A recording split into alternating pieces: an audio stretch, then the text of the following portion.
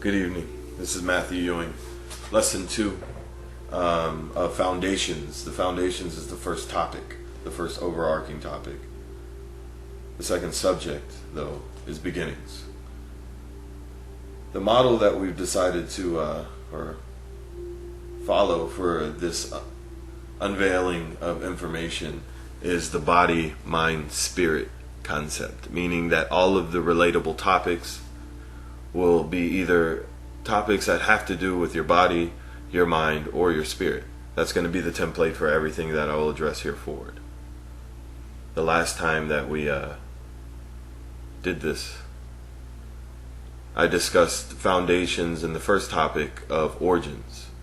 This is the second topic, the mind topic of foundations and its beginnings. Starting off with the most tangible of those concepts is birth. When I speak of birth, I speak of the act of beginning anew. I don't speak of necessarily the smaller perspective of just human lives being born. I mean the act of new perspectives, new ideas, new genesises. That's a word. Entering into this reality. That is a righteous birth. So, the birth happens and it's a chemical process. It gives us, in essence, an all access pass to this planet. We are condensed versions of it. Look at the actual molecular layout of your body and you'll find it is an exact harmony, an exact replica of this planet. It's an outgrowth of it. Our complexion comes from none other than this soil that you walk on. And because of that, you are connected to it. Mind, body, and soul. From the very first day that you start growing in your mother's womb, you gain a body on this planet, it is legitimately a body of this planet. That's what I mean by birth. Now, the possibility of your life created a specific energy signature, a socket, if you will, a call to somebody of a like resonance, a consciousness, to imbue this body and invest it with purpose and reason and drive and a cosmic goal of their own, righteous fire. It called to its own and it said, hey, this is the body that I have and it'll give you access to this whole world. But in essence, you have to, for me giving you access, I want you to help me understand what it is I'm feeling, what it is I'm going to be going through during this lifetime, and we'll work as a team. But before you can ever understand the concept of companionship with your body, most often you have to awaken to the fact that you aren't your body. Just because you were born into it does not make it the sum total of who you are. To focus on the flesh is to watch the finger pointing at the moon and to miss the moon itself. You are not in fact your body, though your body is a beautiful harmonic instrument and an outline of this wonderful planet. You are in fact the consciousness that exists, that is aware that there is a body, that there is a world, that there is a reality. You are the stillness before the speech, the no motion after action. Wait there, patiently, and the concepts will come to you.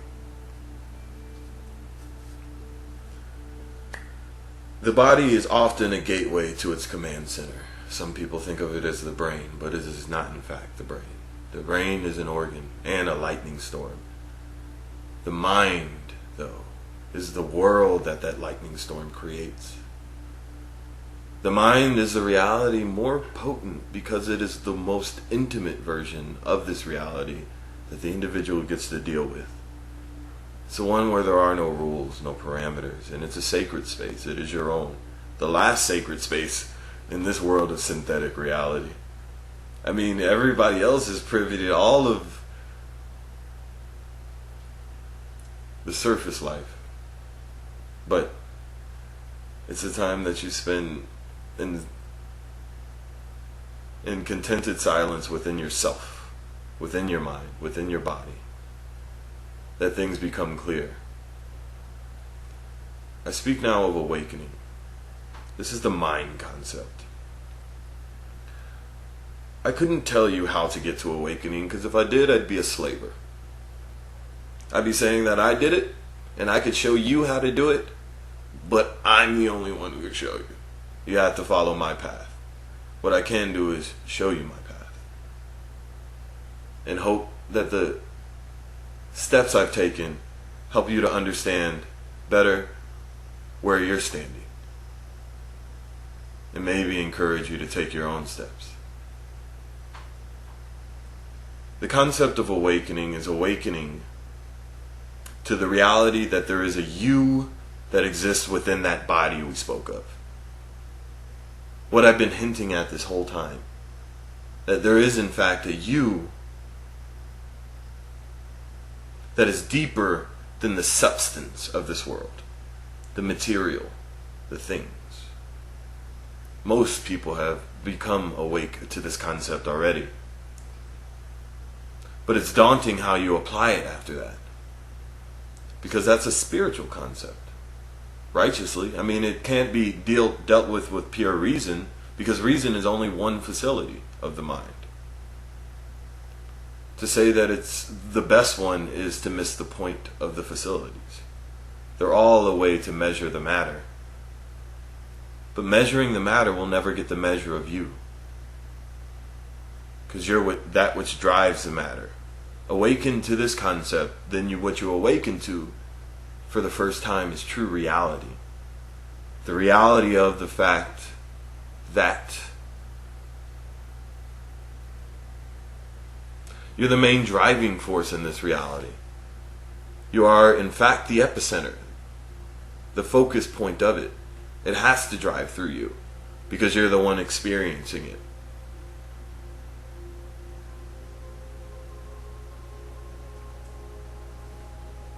The birthing of this concept, the awakening, it unclogs a shroud for you, because what happens then is when you realize and you awaken to the concept, the reality of yourself, so to speak, you realize that's without restriction. It really is. I mean, I give you a body that is in complete harmony with this world. And then I give you a mind that's able to understand the concept that you chose to come here. You chose to take this body so you could play on this world by these rules, and achieve ends that could only be achieved here, uniquely, now, at this time, at this instant. But you made yourself forget it. You made yourself forget all of the things that you set out to do to make it more difficult, to make it actually tangible, to make you really want it, to make you really think it's you. You wouldn't want it so bad if you knew that in fact, there's no way you could get it wrong. There's no way you could slip up. There's nothing that can't be redeemed. That your past doesn't dictate your present or your future, because there is only now. If you awaken to the moment, if you awaken to the now, you will be there. If you awaken to yourself, you will be in the now. They are one and the same. At my birth, I was given the name Matthew Ewing. And I've come to think about the nature of who I am. To put words to it is, in essence, to distort it, but to the best I can understand it, I am here. I am now. That's an awakening. Find that.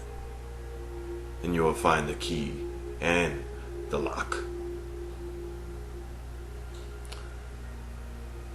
The process of awakening has repercussions in the spiritual realm. The spirit realm can't even be accessed legitimately until you've come into stillness within your mind, order, and communion with your body. Legitimate, righteous communion. And then after that you can access the spirit, because the spirit whispers. Never inclined to make its presence known, because it is. The next concept is unveiling, and it's a spiritual concept of beginnings. Because unveiling only happens after death. There's the death that's forced on you. We call them traumas. Massive impacts in our life that make us put to death certain portions of us.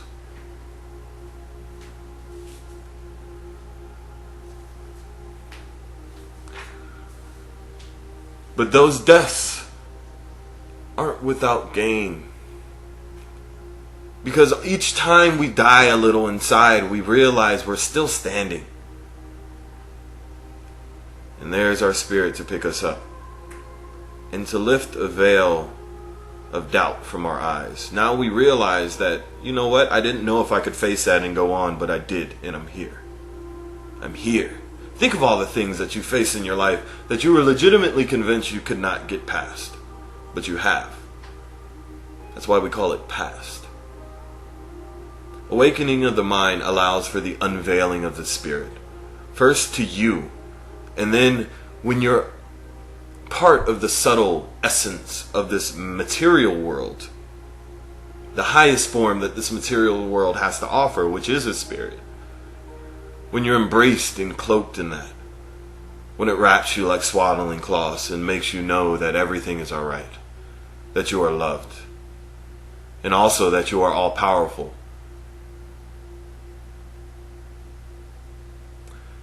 That's an unveiling. When you choose to be that swaddling light, then the unveilings become a nature, part of your nature, and more of reality falls at your feet as you're capable to discern it. As you become stronger, you are given greater insight and understanding, but never burdens. I pick up nothing that I can't put down, absolutely, because I hold nothing. Unveilings allow me to understand that I really haven't figured anything out yet. I figured out that I didn't know anything, and also that no one else does.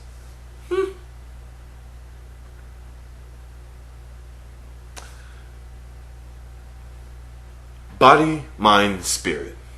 For me, it had to be mind, body, spirit. Now we go to totality concepts.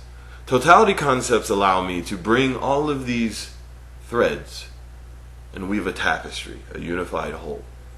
Something that you can really say, this is the point of all of these different parts. The point of it is, this isn't an accident. Everything that you experience in your life, you've chosen to experience it so you could gain a unique insight in your body, a unique experience. Experience for your body, an insight for your mind, and a melody for your soul. It's a liberating concept. Know that you're the painter. You're holding the brush and your reality is your own. So there's redemption built in. The minute that you pick up that palette and paint something different, it's yours. You're in it. It's there. That's the nature of it. Your body regrows. It forgives you of every sin that you've ever made.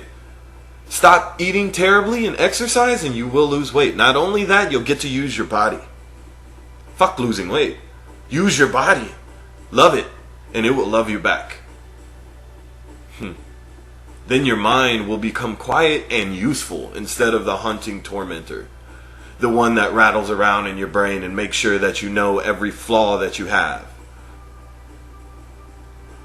Good evening. Always a pleasure.